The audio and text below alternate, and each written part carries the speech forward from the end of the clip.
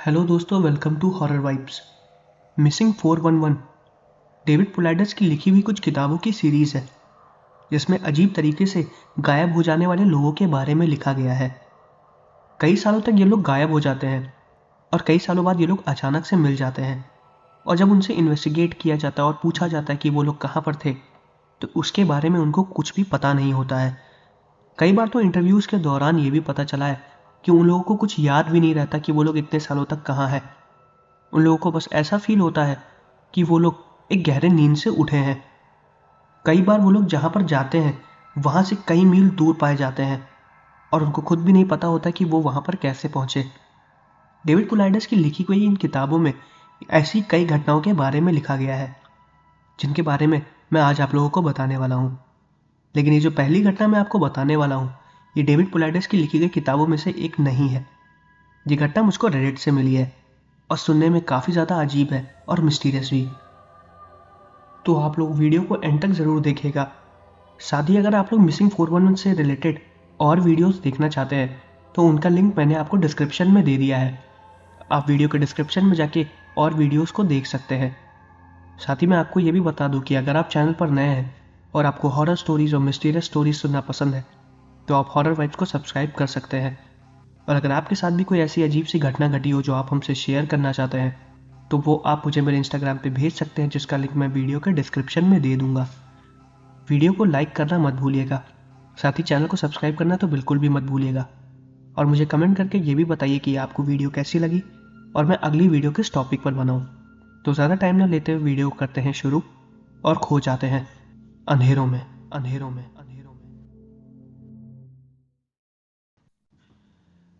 ये पहली घटना जो मैं आपको बताने वाला हूँ, ये घटना घटी थी फ्रेडरिक नाम के एक आदमी के साथ। ये घटना जब उसके साथ घटी थी तब उसकी उम्र 24 साल की थी। और अब आगे की घटना मैं आपको फ्रेडरिक के पॉइंट ऑफ व्यू से बताऊंगा। मेरा नाम फ्रेडरिक है, मैं अमेरिका का रहने वाला हूँ। ये घटना मेरे साथ अमेरिकन फॉरेस्ट में घटी थी।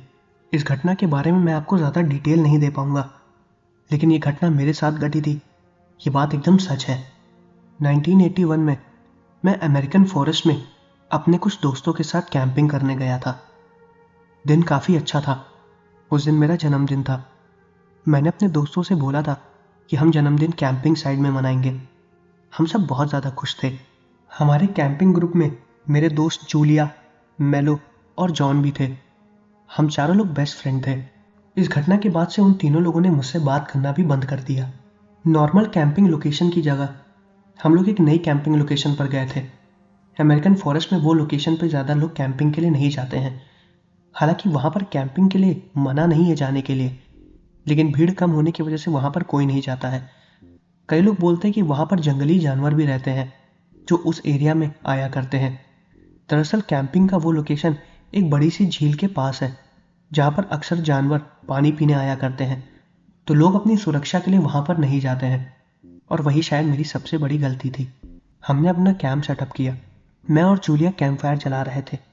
मेला और जॉन अपना काम कर रहे थे और कैंपिंग बैग से बाकी का सामान निकाल के सब कुछ सेटअप कर रहे थे। हम सब बहुत ज़्यादा खुश थे। रात में ही वो लोग मेरा बर्थडे सेलिब्रेट करने वाले थे। हम लोगों ने रात के 12 बजे तक का इंतज़ार किया। जूलिया मेरे लिए अपने साथ मेरा फेवरेट चॉकलेट केक लेके आई थी। हम सब रात के 12 बजे का इंतज़ार कर रहे थे। मुझे बहुत ज़्यादा भूख लग रही थी। मुझे चॉकलेट केक खाना बहुत पसंद था। उन सब लोगों ने मुझसे चॉकलेट केक छुपा के रख दिया, वरना मैं 12 बजने से पहले ही उसको काट के खा जाता। मेरा ये जन्मदिन बहुत ही स्पेशल होने वाला था। आज से पहले मैंने कभी भी ऐसा बर्थडे नहीं मनाया। ऐसे दोस्त बहुत कम ही लोगों को मिलते हैं। 12 बज गए थे और मैंने अपना केक काटा। सब लोग मेरे लिए तालियां बजा रहे थे और हैप्पी बर्थडे का सॉन्ग गा रहे थे। मुझे एक एक डिटेल बहुत अच्छे से याद है। जॉन अपने साथ अपना यूकुलेले लाया था, वो उसी को बजा रहा था। हम सब उसी म्यूजिक पे डांस कर रहे थे और बियर पी रहे थे। सब कुछ एकदम सही चल रहा था। तभी अचानक से हमको जंगल के अंदर से एक आवाज़ आई।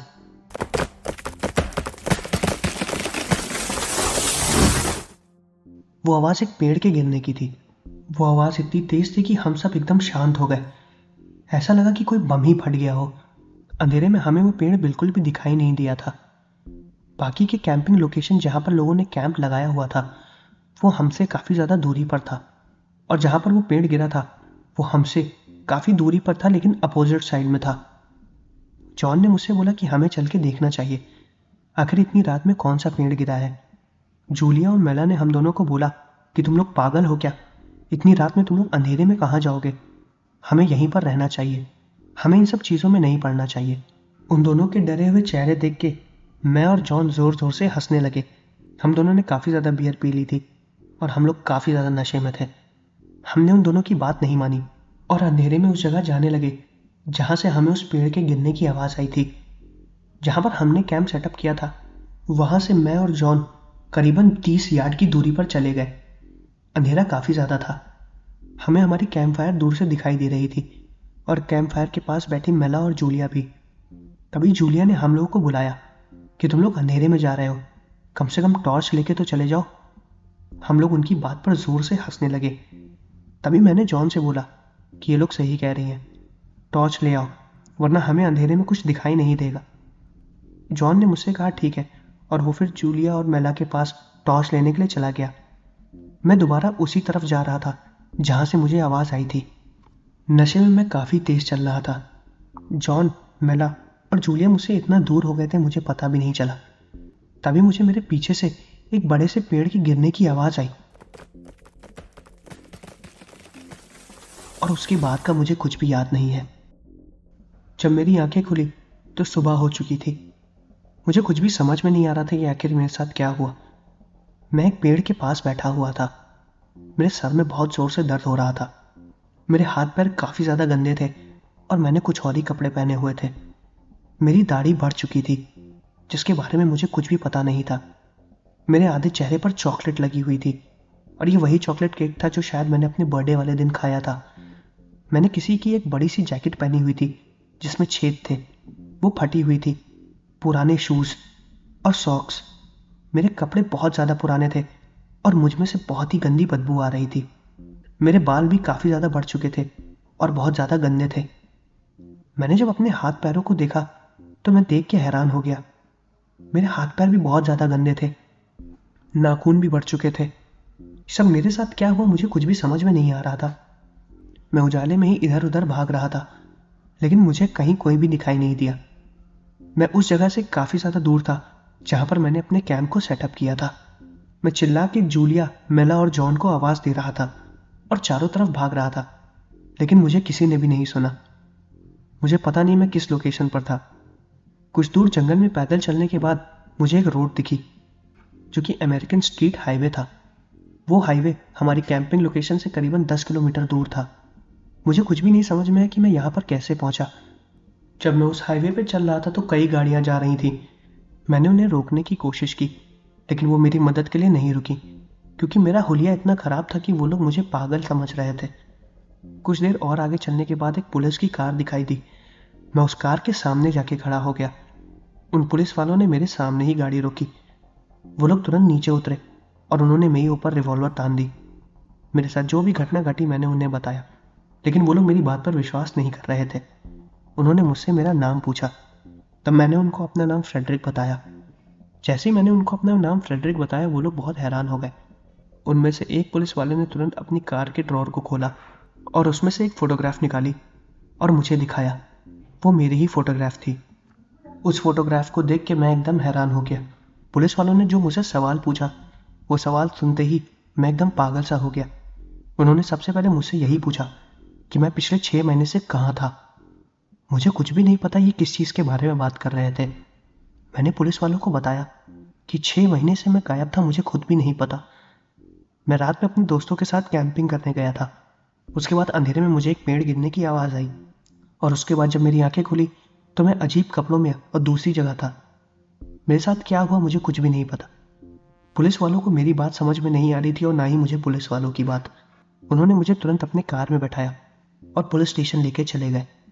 जब वो लोग मुझे गाड़ी में बैठा के अपने पुलिस स्टेशन ले जा रहे थे तो वॉकी टॉकी पे अजीब सी बातें कर रहे थे। उन्होंने कंट्रोल रूम में यही इन्फॉर्मेशन दी कि 6 महीने पहले खोया हुआ लड़का अब मिल गया है। उनकी हर इन्फॉर्मेशन पे मुझे बहुत अजीब लग रहा था। थोड़ी देर बाद मैं पुलिस स्टेशन पहुंच गया। वहाँ के ऑफिसर्स ने मेरा स्टेटमेंट रिकॉर्ड किया। मैंने उनको एक एक चीज़ बताई और मुझे खुद भी नहीं आता कि मेरे जीवन के ये 6 महीने कहाँ चले गए। कुछ देर बाद मेरे मम्मी पापा भी आ गए। वो लोग मुझे देख के रोने लगे और मेरा दोस्त जॉन भी आ गया। मैंने जॉन से तुरंत जूलिया और मेला के बारे में पूछा। वो तुरंत मेरे ऊपर चिल्लाने लगा।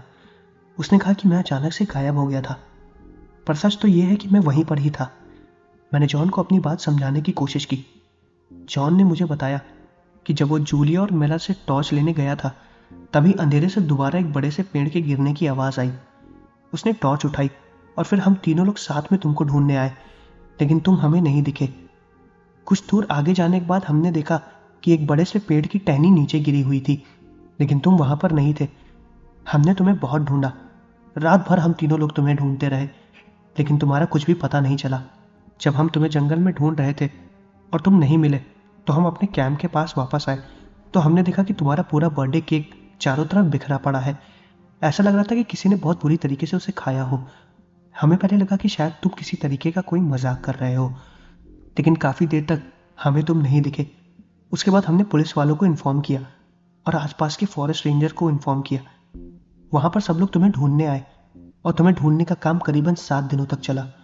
कुछ दूर ढूंढने के बाद तुम्हारे जूते और कपड़े भी मिले, लेकिन हमें तुम नहीं मिले। तुम्हें काफ़ी दिनों तक ढूंढा गया। हमने जंगल के उस हर हिस्से में तुम्हें ढूंढा जहां पर तुम्हारे जाने की उम्मीद थी, लेकिन तुम्हारा कुछ भी पता नहीं चला। काफ़ी दिनों तक रेस्क्यू टीम तुम्हें ढूंढती रही। स्निफर डॉग्स भी तुमको ढूंढते रहे, लेकिन कुछ भी पता नहीं चला। बस सिर्फ तुम्हारे कपड़े ही मिले थे। जब जॉन ने मुझको ये बात बताई, तो मैं उसकी बात पर बिल्कुल भी विश्वास नहीं कर पा रहा था। आखिर ये सब मेरे साथ क्या हुआ था? मैं किसी सपने में था या फिर मैं नींद में चल रहा था? लेकिन 6 महीने तक आखिर मैं नींद में कैसे चल सकता हूँ? मैं इन्हीं सब चीज़ों को बार बार सोच रहा था। उसने मुझे ये भी बताया कि 7 दिनों तक मुझे ढूंढने के बाद मुझे ढूंढने का काम बंद कर दिया गया और लोगों ने ये मान लिया कि मैं मर चुका हूँ। मुझे कुछ भी नहीं समझ में आ रहा था। मैं एक बहुत ही गंदे मेंटल डिप्रेशन में जा रहा था। मुझे फिर वो लोग घर लेकर गए और घर ले जाने के बाद भी मैं इस मेंटल ट्रॉमा से बाहर नहीं निकल पा रहा था। हर वक्त कोई ना कोई आके मुझसे सारी डिटेल्स ले रहा था, कभी मीडिया तो कभी न्यूज़ वाले। इन सब चीज़ों को मैं फेस नहीं कर पा रहा था। जब मुझसे ये सब हैंडल नहीं हुआ तो मैं एक साइकाइट्रिस्ट से मिला। उसने मेरा इलाज किया। उसने कई बार मेरे ऊपर हिप्नोसिस थेरेपी भी ट्राई की, लेकिन उससे कोई भी रिजल्ट बाहर नहीं आया। मेरा ट्रीटमेंट करीबन 7 महीने तक चला। इन 7 महीनों के दौरान मैं अपने किसी भी दोस्त से नहीं मिला। 7 महीनों के बाद मैं जूलिया और मेला से मिलने भी गया, लेकिन उन लोगों ने मुझसे कोई भी बात नहीं की। वो लोग ये समझ रहे थे कि मैंने किसी तरीके का कोई मजाक किया है, क्योंकि मेरे गायब हो जाने के बाद जूलिया, मेला और जॉन को काफ़ी ज़्यादा इन्वेस्टिगेट किया गया। उन पर यह भी शक हुआ कि उन लोगों ने मेरा मर्डर कर दिया है। उन लोगों को भी मेरी वजह से काफ़ी दिक्कतों का सामना करना पड़ा। लेकिन मेरी ऐसी परिस्थिति थी कि ना ही मैं किसी को बता पाया और ना ही मैं किसी को अपनी परिस्थिति समझा पाया। इस घटना का कोई भी रिजल्ट आखिर में नहीं आया और धीरे धीरे सब लोग इस घटना को भूल गए। लेकिन ये घटना जो मेरे साथ घटी, मैं इसको कभी भी नहीं भूल पाऊंगा। और मेरे साथ ये जो कुछ भी हुआ, ये सिर्फ एक राज ही रह गया जिसके बारे में मुझे खुद भी नहीं पता। तो ये थी पहली घटना। अब मैं आपको मिसिंग 411 से रिलेटेड एक दूसरी घटना बताने वाला हूँ। ये दूसरी घटना डेविड पोलैडस की बुक द मिसिंग 411 में से है। ये घटना जो मैं आपको बताने वाला हूँ, ये मुझको रेडिट से मिली है। इस घटना के बारे में सारी डिटेल का लिंक मैं आपको डिस्क्रिप्शन में दे दूंगा, जिसमें उस वक्त छपे न्यूज़पेपर में ये न्यूज़ भी आई थी। ये घटना घटी थी एक फार्मर के साथ, जिनका नाम एम्सबर्ग था। दरअसल वो एक बहुत अच्छे फार्मर थे, सदर्न सिटी के काफ़ी जाने माने फार्मर। वो एक दिन अपने खेतों में काम करने गए और उसके बाद वो वापस लौट कर ही नहीं आए। उनको काफ़ी दिनों तक ढूंढा गया। वो रोज़ की तरह अपने घर से अपने खेतों पर काम करने के लिए निकले। हालांकि उनका घर उनके खेतों के बस थोड़े पास में ही था, इसलिए उनको आने जाने में ज़्यादा वक्त नहीं लगता था। उस वक्त सुबह वो रोज़ की तरह अपने खेतों में काम करने के लिए गए। उनके घर वाले जब उनको ढूंढने के लिए खेतों में गए तो वहां पर उनका सामान मिला, लेकिन वो नहीं मिले। न्यूज़ जर्नल में ये खबर 25 जुलाई 1902 को आई थी। उसमें साफ साफ लिखा था कि एम्सबर्ग नाम का एक फार्मर अपने खेतों से अचानक से गायब हो गया है। लेकिन सेम न्यूज़पेपर में 3 दिन बाद, यानी कि 28 जुलाई 1902 को एक और न्यूज़ आती है, जिसमें यह बताया जाता है कि वो फार्मर अचानक से एक फैमिली को रोड साइड पर पड़े मिले। उनसे जब पूछा गया कि वो कहाँ पर थे, तो उनको कुछ भी याद नहीं था। उन्होंने अपनी बातें पुलिस को और रिपोर्टर्स को समझाने की कोशिश भी की कि उनको कुछ नहीं याद है कि वो 2 से 3 दिन तक कहाँ थे, लेकिन वो लोग उनकी बात पर विश्वास नहीं कर रहे थे। कुछ लोग ये मान रहे थे कि वो अपने परिवार वालों के साथ कोई भद्दा सा मजाक कर रहे थे, और कुछ लोग ये भी मानते थे कि उनको किसी तरीके की कोई बीमारी हो गई थी जिसकी वजह से वो बेहोश हो गए थे। लेकिन 3 दिन तक कोई आदमी कैसे बेहोश हो सकता है, क्योंकि 3 दिन तक खाना या पानी ना मिलने की वजह से आदमी मर सकता है। उनके परिवार वालों ने यह भी बताया था कि वो सुबह नाश्ता करके नहीं गए थे। उनकी उम्र करीब 55 साल की थी। वो रोज रात में अपना काम करके वापस आ जाते थे। उनकी फैमिली ने बताया था कि 55 साल की उम्र में आज तक ऐसा एक बार भी नहीं हुआ है। उनकी फैमिली ने यह भी बताया था कि इतने सालों की उम्र में कि हैम्सबर्ग ने अपना डिनर मिस किया हो। उनको काफ़ी ज़्यादा ढूंढने की कोशिश की गई थी, लेकिन कोई भी ट्रेसेस नहीं मिले थे। वो अचानक से कहाँ गायब हो गए थे इसके बारे में किसी को कुछ भी नहीं पता चला था। हाँ, इतना ज़रूर पता चला था कि वो अपने खेत पर ज़रूर पहुंचे थे, क्योंकि वहाँ पर उनका कुछ सामान रखा हुआ था। जब वो खेत पर नहीं मिले तो उनके परिवार वाले घर पर चले गए। उन्होंने उनका इंतज़ार किया। उन लोगों को लग रहा था कि शायद वो किसी और काम से कहीं दूसरी जगह चले गए हैं। लेकिन जब वो लंच टाइम पर भी वापस नहीं आए तो उनके परिवार वालों को काफ़ी ज़्यादा दिक्कतें होने लगीं। उन्होंने फिर सारी इन्फॉर्मेशन पुलिस वालों को दी, और पुलिस वालों ने सारी जगह उनकी तलाश की। कई परिवार वालों से भी उन्होंने बात की कि कहीं हैम्सबर्ग किसी से मिलने तो नहीं चले गए, लेकिन उनका कोई भी ट्रेस कहीं पर भी नहीं मिला। काफ़ी ज़्यादा परेशान हो गए थे सब लोग। आधे लोग तो ये भी मान चुके थे कि हैम्सबर्ग को कोई जानवर उठा के ले गया है, क्योंकि उस वक्त अक्सर खेतों में जंगली जानवर घुस आया करते थे जो कि खेतों की फसलों को बर्बाद कर दिया करते थे। सब लोग यही मान चुके थे कि वो मर चुके हैं। लेकिन 3 दिन बाद रात के वक्त वो एक रोड पर लोगों को पड़े मिले। उनकी तबीयत बहुत ज़्यादा ख़राब थी। जब उनसे पूछा गया कि वो कहाँ पर थे तो उसके बारे में उन्हें कुछ भी नहीं पता था। उन्होंने अपने स्टेटमेंट में बस इतना ही बोला कि वो सो गए थे, और जब उनकी आंखें खुली तो वो रोड पर थे। इस बीच में उनके साथ क्या हुआ इस बारे में उनको कुछ भी नहीं पता, और ये खबर भी न्यूज़पेपर में छप गई थी। इस आर्टिकल के बारे में डिटेल्स और सारी न्यूज़पेपर की कटिंग मुझे रेडिट पर मिली थी।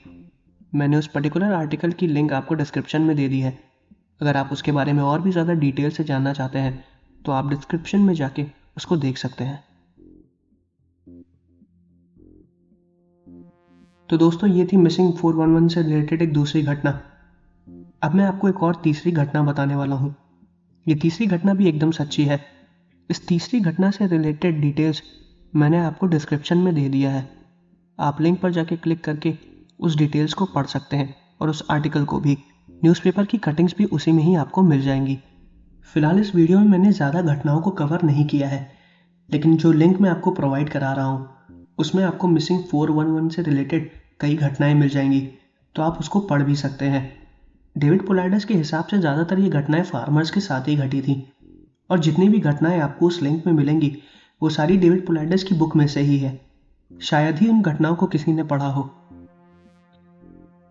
ये जो तीसरी घटना मैं आपको बताने वाला हूँ ये उस टाइम के famous newspaper the Pocahontas county sun newspaper में छपा था। ये घटना इस न्यूज़पेपर में 7 दिसंबर 1903 में छपी थी, लेकिन ये घटना जो उस आदमी के साथ घटी थी वो 12 नवंबर 1903 को घटी थी। एक फार्मर था जिसका नाम ईसी जॉनस था, जो कि अचानक से गायब हो गया था। उस वक्त ये न्यूज़ काफ़ी ज़्यादा वायरल हुई थी क्योंकि इसकी हेडलाइन बहुत ही ज़्यादा अजीब थी। दरअसल इस न्यूज़ की हेडलाइन ये थी कि ईसी जॉनस अपनी बीवी से जेलस होने की वजह से घर छोड़कर भाग गया है। उसकी शादी को बस 2 ही महीने हुए थे और वो 2 महीने में ही अपने घर को छोड़ के भाग गया। उसके गायब हो जाने के बाद उसकी बीवी ने जब ये रिपोर्ट दर्ज करवाई कि वो मिसिंग है तो पुलिस वालों ने उसकी बीवी से भी पूछताछ की। उसकी बीवी ने एक झूठा स्टेटमेंट दिया। उसने बोला कि जॉनस ने उसे बोला था कि वो रात के खाने पर लेट आएगा, और उसके बाद वो कहीं चला गया और वो वापस दोबारा आया ही नहीं। उसने ये भी बताया कि जॉनस उससे बता के गया था कि वो खेतों को देखने जा रहा है, लेकिन वहाँ पर वो लौट कर नहीं आया। जब उसकी बीवी को थोड़ा और इन्वेस्टिगेट किया गया तो उसने सच बताया कि उसने जॉनस को अपनी सिस्टर को लाने के लिए कहा था, जो कि पास में ही पड़ोस में 2 दिन से रह रही थी। उसने अपने हस्बैंड से बोला था कि वो कार से जाएंगे, लेकिन जॉनस ने जाने से मना कर दिया था। उसने बोला था कि मैं कार चला के नहीं जाऊंगा। इसीलिए जॉनस की बीवी ने उसको बोला कि अगर तुम कार लेकर नहीं जाओगे तो मैं खुद के लिए एक ड्राइवर रख लूंगी। ड्राइवर की बात पे जॉनस को काफ़ी ज़्यादा गुस्सा आया और वो अपनी बीवी से जेलस होने लगा। और इसीलिए वो गुस्से से कहीं चला गया। कई लोगों को यह भी शक था कि जॉनस की बीवी ने उसको मार दिया है, लेकिन ये बात प्रूफ नहीं हो पाई। काफी दिनों तक उसको ढूंढा गया लेकिन वो नहीं मिला। काफी लोगों से पूछताछ भी की गई, लेकिन जॉनस का कुछ भी पता नहीं चला। करीबन एक हफ्ते बाद उसी के खेतों के पास उसके कपड़े पाए गए, लेकिन वो कहीं पे नहीं मिला। उसके कपड़े जब मिले तो उसको दोबारा ढूंढा गया, लेकिन उसके बारे में कोई भी डिटेल किसी को भी नहीं मिली और ये राज ही रह गया। इस घटना से रिलेटेड आर्टिकल आपको डिस्क्रिप्शन में मिल जाएगा। तो ये थी तीसरी घटना। अब मैं आपको एक चौथी घटना बताने वाला हूँ। ये चौथी घटना सुनने में काफ़ी ज़्यादा मिस्टीरियस है। इस घटना को डेविड पोलाइडस ने अपनी बुक में मेंशन ज़रूर किया है, लेकिन मेरे हिसाब से ये घटना मिसिंग 411 की तो बिल्कुल भी नहीं है। लेकिन इसमें जिस आदमी के साथ जो अजीब सी घटना घटी, उसको सुन के आप भी बहुत ज़्यादा हैरान हो जाएंगे। ये घटना घटी थी एडवर्ड ग्रीक नाम के एक आदमी के साथ। उसकी उम्र इस आर्टिकल में बिल्कुल भी लिखी नहीं है, तो मैं आमतौर पर इसकी उम्र आपको 30 साल बताता हूँ। एडवर्ड ने हाल ही में एक ज़मीन खरीदी थी, जिसको देखने के लिए वो सुबह 5 बजे उठा और अपने घर से नाश्ता करके वो अपनी ज़मीन को देखने के लिए चला गया। उसी के पास ही उसका काम करने का ऑफिस भी था। वो अपने ऑफिस से काम करने के बाद अक्सर लंच के लिए घर ज़रूर आता था, लेकिन उस दिन वो घर लंच के लिए नहीं आया। उसके परिवार वाले उसका इंतज़ार करने लगे। काफ़ी देर हो गई थी।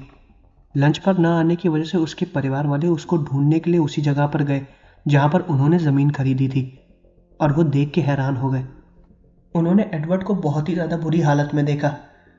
उसकी गर्दन टूटी हुई थी और वो मरा हुआ था। उसके मुंह के अंदर एक रेत मौजूद थी और उसका पूरा मुंह उसी रेत से भरा हुआ था। लेकिन ये बहुत ताज्जुब की बात थी, जिस तरह की रेत उसके मुंह में घुसी हुई थी वो उस एरिया में दूर दूर तक कहीं भी नहीं मिलती है। और भी ज़्यादा विचित्र घटना ये थी कि एडवर्ड की बॉडी के कुछ ही दूर पर कई सारे छोटे बच्चों की आधे जले शरीर भी पड़े हुए थे, जिसको देख के सब बहुत ज़्यादा हैरान हो गए। उन्होंने तुरंत पुलिस वालों को फ़ोन किया और इन्वेस्टिगेशन चालू हुई। वो उस टाइम की सबसे ज़्यादा बड़ी खबर थी। वो बच्चे जिनका आधा शरीर पड़ा मिला था, उनके बारे में भी ज़्यादा डिटेल्स किसी को नहीं मिली। काफ़ी ढूंढा गया, लेकिन उनके माँ बाप और परिवार के बारे में कुछ भी पता नहीं चला। इस घटना को काफ़ी ज़्यादा इन्वेस्टिगेट किया गया, लेकिन रिजल्ट एकदम ज़ीरो आया। कुछ आर्टिकल्स में और कई रिपोर्ट्स में लाइटिंग को भी मेंशन किया गया। ये बताया कि उसकी मौत बिजली गिरने से हुई है, लेकिन उसकी बॉडी बिल्कुल भी जली नहीं थी। डॉक्टर शीहे, जिन्होंने ग्रीक की बॉडी को मरने के बाद पूरा एग्जामिन किया, उन्होंने अपनी रिपोर्ट में कुछ और ही लिखा था। उन्होंने लिखा कि ग्रीक के कपड़ों पे और उसके शरीर के बाहरी स्किन पे गैसोलीन और केरोसिन की एक परत पाई गई थी, जिसकी वजह से इस रिपोर्ट के आने के बाद केस और भी ज़्यादा पेचीदा होता गया। काफ़ी दिनों तक इन्वेस्टिगेट करने के बाद जब किसी के हाथ में कुछ भी नहीं आया तो इस केस को बंद कर दिया गया, क्योंकि लोग इस केस पर काफ़ी ज़्यादा समय दे रहे थे। ये केस वक्त के साथ और भी ज़्यादा पेचीदा होता गया, लेकिन आखिरी में रिपोर्ट तो देनी ही थी, तो रिपोर्ट में यही लिख दिया गया कि ग्रीक की मौत बिजली गिरने से हुई है। हालांकि जिस जगह ग्रीक ने ज़मीन ली थी वहाँ पर आए दिन बिजलियाँ गिरती रहती हैं, लेकिन अब भी वो आधे जले हुए बच्चे किसके थे और ग्रीक के मुंह में वो रेत कहाँ से आई और उसकी गर्दन कैसे टूटी, इसके बारे में किसी के पास कोई भी जवाब नहीं था और इस केस को वैसे ही छोड़ दिया गया। मेरे हिसाब से ये मिसिंग 411 की घटना नहीं है, ये कोई और ही घटना है, लेकिन इस घटना को डेविड पोलाइडस ने अपने बुक में मेंशन किया था, इसलिए मैंने आप लोगों को इस घटना के बारे में बताया। अगर मैं पर्सनली इस घटना के बारे में आप लोगों को बताऊं, हो सकता है मैं गलत भी हूँ, लेकिन मुझे ऐसा लग रहा है कि ये कोई एलियन एक्टिविटी थी जिसके बारे में किसी को कोई भी डिटेल नहीं पता थी। इस घटना से जुड़ी हुई जो भी डिटेल है वो सारी डिटेल आपको डिस्क्रिप्शन में दिए हुए लिंक में मिल जाएगी। आप जाके उन आर्टिकल्स को पढ़ सकते हैं और उन कटे हुए न्यूज़पेपर के फुटेजेस को भी देख सकते हैं। तो ये थी मिसिंग 411 से रिलेटेड कुछ घटनाएं। मैं आशा करता हूँ कि आपको वीडियो पसंद आई होगी। अगर आपको वीडियो पसंद आई है तो चैनल को लाइक करना मत भूलिएगा और प्लीज़ सब्सक्राइब ज़रूर करिएगा, उससे मुझे सपोर्ट मिलता है। तो चैनल को सब्सक्राइब करिए। मुझे कमेंट करके ये भी बताइए कि आपको वीडियो कैसी लगी और मैं अगली वीडियो किस टॉपिक पर बनाऊँ। मिलते हैं अगले वीडियो में।